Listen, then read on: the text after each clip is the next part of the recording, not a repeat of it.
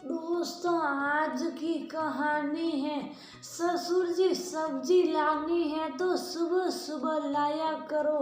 दोस्तों, कहानी शुरू करने से पहले अगर आपने चैनल को सब्सक्राइब नहीं किया हो तो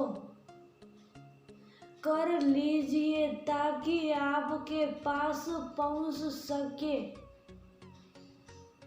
हर नया वीडियो।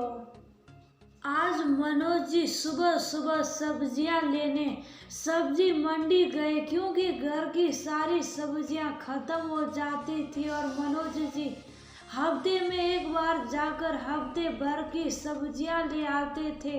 आज सुबह सुबह बहू ने फरमान दिया, पापा जी जाकर सब्जियां ले आओ, सुबह जाएंगे तो अच्छी मिलेगी वरना वही बसी खुशी मिलेगी। जब मनोज जी सब्जी मंडी पहुंचे, सब्जी मंडी की एक दुकान पर भीड़ देखकर मनोज बाबू ने आसपास के दुकानदारों से कारण जाना। सा पूछने पर पता चला कि सब्जी वाला ग्राहक से अपना बचा हुआ 1 रुपया मांग रहा है और ग्राहक आनाकानी कर रहा है। देने से कहता है कि 1 रुपया न देने से क्या फर्क पड़ जाएगा। उन्होंने सोचा ये अच्छा मौका है, चल कर सुलह कर देता हूँ और वही लूट लेता हूँ। सास को उनकी ही सास ने सही बात समझा दी।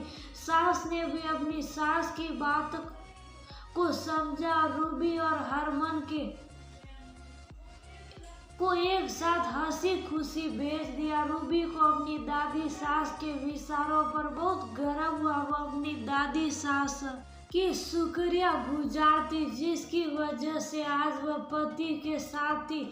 सो तो ऐसी मनोज जी मस्ती में एक हाथ से भीड़ को किनारे करते हुए स्थल तक पहुंचे तो देखते हैं कि सब्जी वाला ग्राहक से पैसे लेने की मुद्रा में बैठा है। उन्होंने एक सुलझे हुए व्यक्ति का भाव अपने चेहरे पर लाते हुए सब्जी वाले से कहा, क्यों इतना बक जग करते हो भाई, 1 रुपये न लिए तो तुम्हारा क्या बिगड़ जाएगा, इस बार न सही अगली बार ले लेना। मनोज जी ने हाथ हिलाकर सब्जी वाले से बोला। सब्जी वाला खुद को संयत करके शांत स्वर में बोला, साहब आप ठीक कहते हैं कि 1 रुपया में मेरा कुछ नहीं बिगड़ेगा, लेकिन यदि हर ग्राहक मुझे इसी तरह 1-2 रुपये कम देता रहेगा तो दिन भर में ये रुपये जोड़कर 150 रुपये हो जाते हैं। कभी कभी तो 100 रुपये भी नहीं होते हैं।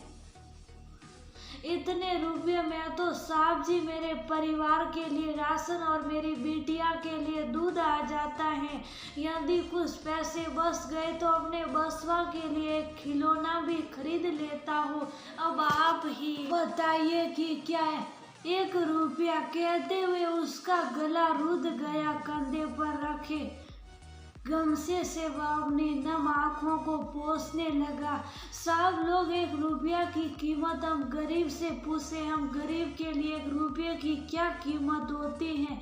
1-1 रुपया बचाने के बाद तब कहीं जाकर हमारे घर में चूल्हा जलता हो। मनोज बाबू सोचने लगे, हम ग्राहक अपना 1 रुपया बचाने के लिए अनजाने में इन गरीबों का कितना नुकसान कर देते हैं। 1 रुपये का महत्व तो मुझे आज समझ में आया है। उन्होंने अपने बर्ताव के लिए सब्जी वाले से माफी मांगी और ग्राहक से उस सब्जी वाले को पूरे पैसे दिलवाए। उस दिन के बाद से छुट्टी नहीं है कहकर 1-2 रुपये बचाने की उनकी आदत हमेशा के लिए छूट गई।